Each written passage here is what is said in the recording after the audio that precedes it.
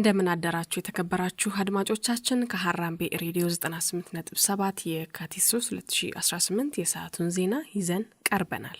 ዜናዎቻችንን ጨምሮ የተለያዩ ዕለታዊ ዝግጅቶቻችንን በዌብሳይታችን www.radioharambe.com በኩል በቀጥታ ስርጭት እንድትከታተሉ እየጋበዝኩ ለሰዓቱ ልንነግራችሁ ከመረጥንላችሁ ዜናዎች መካከል ዋና ዋናዎቹን እናስቀድም።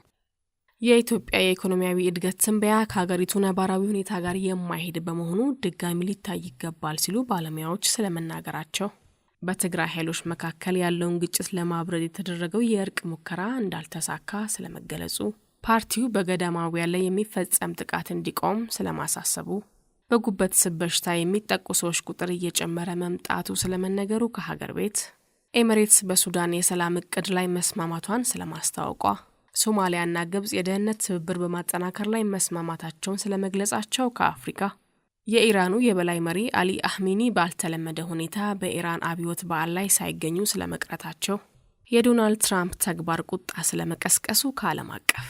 አድማጮች እነዚህንና ሌሎች ከሀገር ቤት ከአህጉርና ከዓለም አቀፍ የተውጣጡ ዜናዎችን የሀገር ቤቱን በማስቀደም ትንሣኤ አበበ አስደምጣችኋለሁ።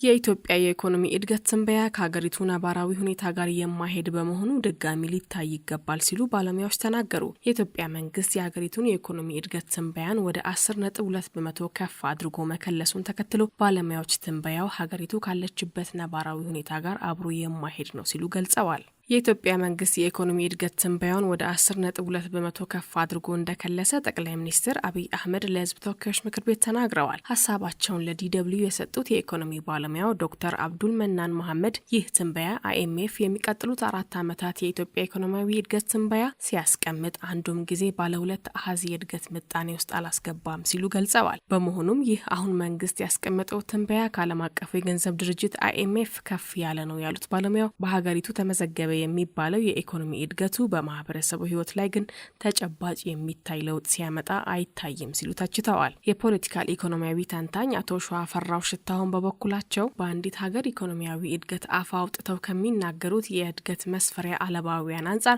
10% ግድም ያድጋል የተባለው የሀገር ውስጥ ምርት እጅግ ከፍተኛ ቁጥር ነው ሲሉ ምልከታቸውን አጋርተዋል። የጸጥታው ጉዳይ ተሻሽሏል ወይ ሲሉ የጠየቁት አቶ ሸዋፈራው የተመረቱ ምርቶች ለማጓጓዝ አስቸጋሪ የሆኑ የሀገሪቱ አካባቢዎች እንዳሉ የሚታወቅ ነው። ምርትን ከማምረት ባሻገር ምርቶችን ከቦታ ቦታ ማንቀሳቀስ ለኢኮኖሚ ማደግ ወሳኝ ጉዳይ ነው ሲሉ ተናግረዋል። አክለውም ተመዝግቧል ለተባለውም ሆነ ይመጣል ተብሎ ለሚጠበቀው ኢኮኖሚያዊ እምርታ የጸጥታና መረጋጋት ጉዳይ ወሳኝ ነው ብለዋል። ኢኮኖሚያዊ እድገቱ ጥራት እንዲኖረውም በቢሮክራሲው ግልጸኝነትና ተጠያቂነት ማረጋገጥ በኢኮኖሚ የተሻለ ውጤት ለማምጣት ይረዳል የሚለውን አስተያየታቸውን ሰጥተዋል። መንግስት በበኩሉ አደረግኩት ባለው የምጣኔ ሀብቱ ትንበያ ክለሳ የኢትዮጵያ ኢኮኖሚ የሀገር ውስጥ ምርት እድገት ወይም ጂዲፒ እስከ ሐምሌ ወር 2018 ዓ.ም ድረስ 10.2% እንደሚያድግ አስታውቀዋል።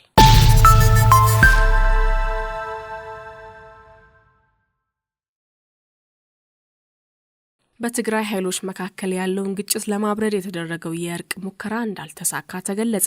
በትግራይ ኃይልና ሰራዊት ሰላም ትግራይ ሀራ መሬት ብሎ ራሱን በሚጠራው ታጣቂ ቡድን መካከል ሰሞኑን ውጊያ መካሄዱን ተከትሎ ዘላቂ እርቅ እንዲወርድ ለማድረግ የተደረገው ሙከራ እንዳልተሳካ የሃይማኖት አባቶች ገልጸዋል። ከትግራይ ሁሉም የሃይማኖት ተቋማት የተውጣጡ የሃይማኖት አባቶቹ ጥር 30 ቀን 2018 ዓ.ም ከመቀለ ከተማ ወደ ትግራይና አፋር ድንበር ድረስ ተጉዘው ለማስታረቅ ቢሞክሩም ለጊዜው ጥረታቸው መሳካት እንዳልተቻለ ቻለን የገለጹት የሃይማኖት አባቶቹ ተስፋ ባለመቁረጥ የእርቅ ጥረታቸውን አጠናክረው እንደሚቀጥሉም ተናግረዋል። የታጣቂ ኃይሉ ከፍተኛ አመራሮች በበኩላቸው በማህበራዊ ትስስር ገጻቸው ላይ የዘገየ ለአንዱ ወገን ያደላ እጃችሁን ስጡ ለማለት ያለመ በማለት የእርቁን ጥሪ አጣጥለዋል። ሰራዊት ሰላም ትግራይ ሀራ መሬት ብሎ ራሱን የሚጠራው ታጣቂ ኃይል ይህ መረጃ እስከተጠናከረበት ጊዜ ድረስ ስለ እርቅ ሂደቱና ጥረቱ በይፋ ያለው ነገር የለም።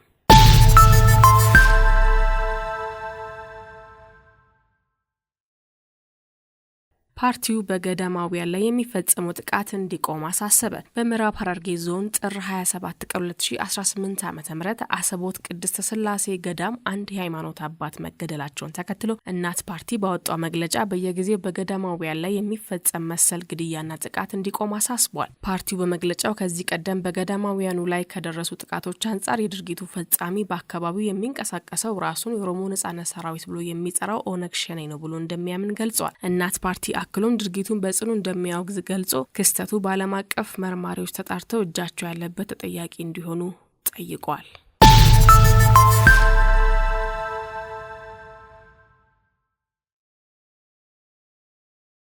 በጉበት ስብ በሽታ የሚጠቁ ሰዎች ቁጥር እየጨመረ መምጣቱ ተነገረ። በጉበት በሽታ ታመው ከሚመጡ ታካሚዎች መካከል አብዛኞቹ የጉበት ስብ ተጠቂ እንደሆኑ ተነግሯል። በዳግማዊ ምኒልክ ሆስፒታል የጉበት ሰብ ስፔሻሊስት የሆኑት ዶክተር ጳውሎስ ሹሜ ለሐራምቤ እንደገለጹት ከጊዜ ወደ ጊዜ በጉበት ስብ የሚጠቁ ታካሚዎች መብዛታቸውንና ለበሽታው መከሰት ደግሞ ቅባት ያላቸው ምግቦች መጠቀም ዋነኛ መንስኤ ነው ብለዋል። አክለውም አልኮል መጠጦችን አብዝቶ በመጠቀም ጤናማ አመጋገብ አለመከተልና የተለያዩ መድኃኒቶችን ያለ ሐኪም ትዕዛዝ ጠቀም ለጉበት ስብ በሽታ መንስኤ ከሆኑት ዋነኞቹ ናቸው ሲሉ ተናግረዋል። ዶክተር ጳውሎስ ይህ በሽታ በአብዛኛው አስቀድመን መከላከል የምንችለው ሆኖ ሳለ በጥንቃቄና በግንዛቤ ችግር ህመሙ እንደ ወረርሽኝ እየተስፋፋ ነው ብለዋል። ጉበት በባህሪው በበሽታ ተጠቅቶ ከ75% በላይ የሚሆነው ክፍሉ እስኪጎዳ ድረስ ምንም ምልክት የማያሳይ በመሆኑ ዝምተኛው ገዳይ እንለዋለን የሚሉት ዶክተር ጳውሎስ ይህ ባህሪው አስከፊ ያደርገዋል ይላሉ። በመሆኑም ጉበት በሰውነታችን ውስጥ ዘርፈ ብዙ አገልግሎት ያለው ሲሆን ይህንን አገልግሎቱን የሚተካ ምንም አይነት ቴክኖሎጂ ባለመኖሩ ለጉበታችን ጥንቃቄ ማድረግ ይሻል ሲሉም ይመክራሉ።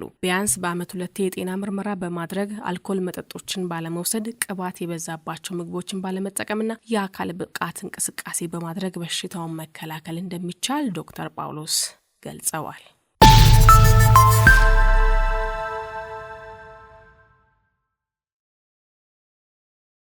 አዲስ የመድኃኒት ችርቻሮ መሸጫ ፍቃድ እንደማይሰጥ ተገለጸ። የኢትዮጵያ ምግብና መድኃኒት ባለስልጣን በመድኃኒት ችርቻሮ ዘርፍ አዲስ ፍቃድ ለሚጠይቁ ተቋማት ፍቃድ እንደማይሰጥ መግለጹን ካፒታል ዘግቧል። አዲስ የመድኃኒት ችርቻሮ መሸጫ ተቋማት ፍቃድ አሰጣጥ ደረጃ መውጣቱንና ተፈጻሚ መሆኑን የባለስልጣኑ የቅርንጫፍ ጽሕፈት ቤቶች ማስተባበሪያ መሪ ስራ አስፈጻሚ አቶ ወንዱ ቀጠለ ተናግረዋል። ቀደም ሲል በሀገር አቀፍ ደረጃ ወጥ የሆነ የመድኃኒት ችርቻሮ መሸጫ ተቋማት ደረጃ ባለመኖሩ ምክንያት ወጥ የሆነ አሰራር አለመኖሩን ኃላፊው ተናግረዋል። አክለውም በአሁኑ ወቅት በመላው ሀገሪቱ ተፈጻሚ የሚሆን አንድ ወጥና ደረጃውን የጠበቀ ሀገር አቀፍ ደረጃ ተዘርግቶ ስራ ላይ መዋሉንና ደረጃው እንዲወጣ መደረጉን አብራርተዋል። በዚህ መሰረት አዲሱ የመድኃኒት ችርቻሮ መሸጫ ተቋማት ደረጃ ከወጣ በኋላ አዲስ ፍቃድ የሚጠይቁ መድኃኒት ቤቶች ከመጀመሪያውኑ መስፈርቱን ሙሉ በሙሉ ማሟላት እንደሚጠበቅባቸው ኃላፊው አሳስበዋል። በዚህም ምክንያት ለአዳዲስ አመልካቾች ምንም አይነት የችሮታ ጊዜ የማይሰጥ መሆኑን ገልጸዋል። ይሁንና ሀገር አቀፍ ደረጃው ከመውጣቱ በፊት በህጋዊ መንገድ ለተመሰረቱ መድኃኒት ቤቶች ግን አዲሱን መስፈርት ቀስ በቀስ እንዲያሟሉ የችሮታ ጊዜ ተሰጥቷቸዋል።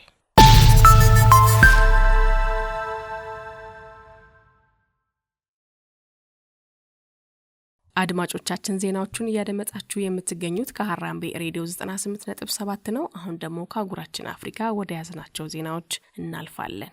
ኤሚሬትስ በሱዳን የሰላም እቅድ ላይ መስማማቷን አስታወቀች። የተባበሩት አረብ ኤሚሬትስ በአሜሪካ የቀረበውንና በሱዳን ለዓመታት የተካሄደውን አውዳሚ ጦርነት ለማስቆም ያለመውን የሰላም እቅድ መቀበሏን አስታወቀች። ኤሚሬትስ ድጋፏን የገለጸችው በሱዳን ግጭት ውስጥ ተፋላሚ የሆኑ ወገኖችን በመርዳትና ጦርነቱን በማቀጣጠል ረገድ ክስ እየቀረበባት ባለበት ወቅት ነው። የሀገሪቱ የውጭ ጉዳይ ሚኒስቴር ቃል አቀባይ በኤክስ ገጻቸው ባሰፈሩት መረጃ አቡዳቢ በአሜሪካ የመካከለኛው ምስራቅና የአፍሪካ ጉዳዮች ከፍተኛ አማካሪ ሳድ ቦሎስ ይፋ ያደረጉትን ሁለንተናዊ የሱዳን የሰላም እቅድ በደስታ እንደምትቀበል ገልጸዋል። ኤሚሬትስ በአስቸኳይ ተኩስ ለማቆም የሚደረጉ ቀጠናዊና ዓለም አቀፋዊ ጥረቶችን ለመደገፍ ቁርጠኛ መሆኗን የገለጸች ሲሆን አሜሪካ፣ ግብጽና ሳውዲ አረቢያን ካቀፈውና በሱዳን ጉዳይ ሽምግልና እያደረገ ካለው ኳድ ከተሰኘው ቡድን ጋር በቅንጅት እንደምትሰራ አረጋግጣለች።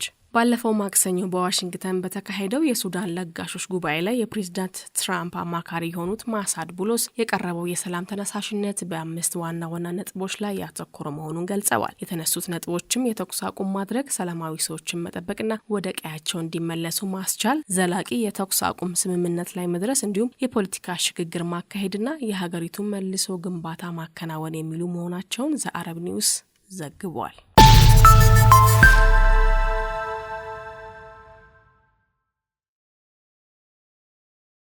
ሶማሊያና ግብጽ የደህንነት ትብብር በማጠናከር ላይ መስማማታቸው ተሰማ። የሶማሊያ ፕሬዝዳንት ሐሰን ሼክ መሐመድና የግብጹ ፕሬዝዳንት አብዱል ፈታህ አልሲሲ ካይሮ ውስጥ ባደረጉት ውይይት ያላቸውን የደህንነት ትብብር በማጠናከር ላይ መስማማታቸው ተሰምተዋል። ባለፈው ሳምንት ማብቂያ ላይ ወደ ካይሮ ያቀኑት የሶማሊያው ፕሬዝዳንት ከፕሬዝዳንት አልሲሲ ጋር በሰጡት የጋራ ጋዜጣዊ መግለጫ የሶማሊያን አንድነት የሚጋፋ የትኛውንም ተግባር በጋራ እንቃወማለን ብለዋል። ግብጽ በበኩሏ በአፍሪካ ህብረት የሶማሊያ የድጋፍና የማረጋጋት ተልዕኮ ስር ወታደሮቿን ለመላክ በያዘችው እቅድ መሰረት ተግባራዊ እንደምታደርግ ፕሬዝዳንቱ ተናግረዋል። የግብጹ ፕሬዝዳንት ጨምረውም የሶማሊያ መረጋጋት ለቀጠናው ልማትና ደህንነት ወሳኝ ጉዳይ ነው በማለት ሶማሊያን ለመደገፍ ሀገራቸው የሚጠበቅባትን ታደርጋለች ብለዋል። ሶማሊያ የግዛቷ አካል እንደሆነች ለምትመለከታት ሶማሊላንድ እስራኤል የሀገርነት እውቅና መስጠቷን ተከትሎ ግብጽና ሶማሊያ የጋራ አቋም ይዘው ተቋማቸውን አሰምተዋል። ይህ በእንዲህ እንዳለ የሶማሊያው ፕሬዝዳንት ሐሰን ሼክ መሐመድ በአልጀዚራ ቴሌቪዥን ላይ በሰጡት ቃለ ምልልስ ላይ ሶማሌላንድን ከጋዛ የሚፈናቀሉ ፍልስጤማውያንን ለማስፈርና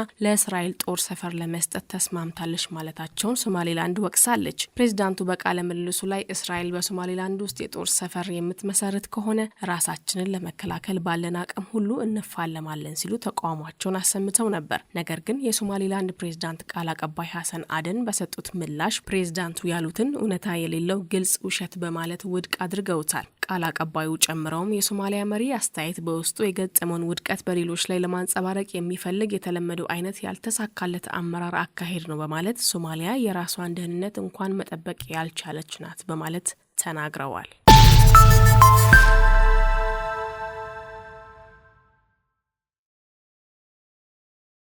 የኬንያ መንግስት ከ35,000 ብር በታች ገቢ ያላቸው ዜጎች ላይ የታክስ ቅነሳ ለማድረግ ወሰነ። የኬንያ መንግስት የኑሮ ውድነትን ለማቅለልና ኢኮኖሚውን ለማነቃቃት በማለም በወር ከ30,000 የኬንያ ሽልንግ ወይም ከ35,000 ብር በታች ገቢ ያላቸው ዜጎች ላይ የታክስ ቅነሳ ለማድረግ መወሰኑን አስታወቀ። የውሳኔው ዓላማ የዜጎችን የተጣራ ገቢ በመጨመር የዕለት ተዕለት ወጪያቸውን እንዲሸፍኑ ለመርዳት እንደሆነም ተነግሯል። የገንዘብ ሚኒስቴሩ ጆን ምባዲ ዝቅተኛ ገቢ ያላቸው ዜጎች ለቤት ኪራይና ለትራንስፖርት ከከፈሉ በኋላ በእጃቸው ምንም አይቀራቸውን በማለት የታክሱን አስፈላጊነት አስረድተዋል። ይህ እርምጃ የመጣው የኬንያ ገቢዎች ባለስልጣን የታክስ አሰባሰቡን ለማጥበቅና አዳዲስ አሰራሮችን ተግባራዊ ለማድረግ እንቅስቃሴ እያደረገ ባለበት ወቅት ነው። የኬንያ የገንዘብና ኢኮኖሚ ልማት ሚኒስቴር ጆን ምባዲ መንግስት ዝቅተኛ ገቢ ባላቸው ዜጎች ላይ የታክስ ጫና ማብዛት የለበትም ብለዋል።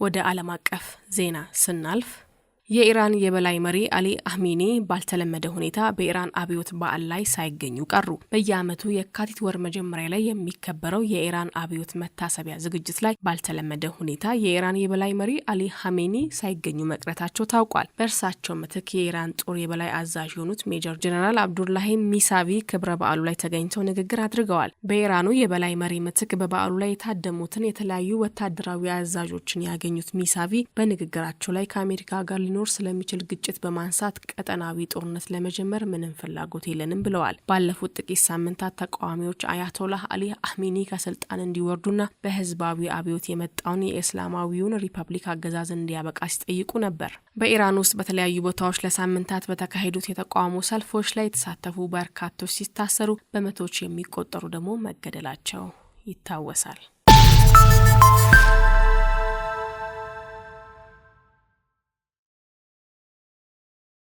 የዶናልድ ትራምፕ ተግባር ቁጣን ቀሰቀሰ። የአሜሪካው ፕሬዝዳንት ዶናልድ ትራምፕ በቀድሞ መሪ ባራክ ኦባማና ባለቤታቸው ሚሼል ኦባማ ላይ የዘረኝነት ተንቀሳቃሽ ምስል ማጋራታቸው ቁጣን ቀስቅሷል። ትራምፕ በኤክስ ትስስር ገጻቸው ባራክ ኦባማን ጨምሮ ሌሎች የቀድሞ መሪዎችን በዝንጀሮና ሌሎችም እንስሳት በመመሰል ተንቀሳቃሽ ምስል አጋርተዋል። ተንቀሳቃሽ ምስሉ 62 ሰከንድ እርዝማኔ ያለው ሲሆን ዘ ላዮን ስሊፕ ቱናይት በሚል መጠሪያ በሚታወቀው ሙዚቃ የተቀናበረ ነው።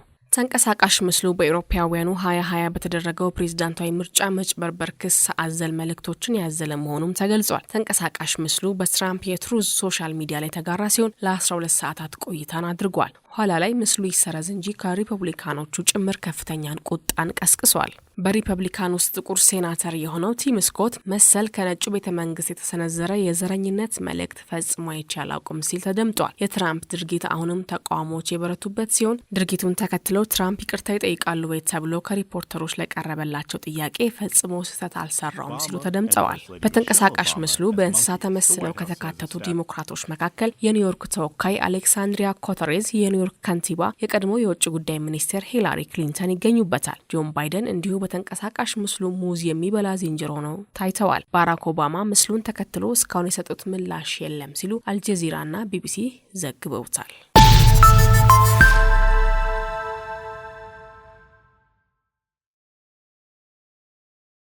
አድማጮቻችን ዜናዎቹ አብቅተዋል። ከመሰናበታችን በፊት የነገርናችሁን የዜና ርዕሶች እናስታውሳችሁ።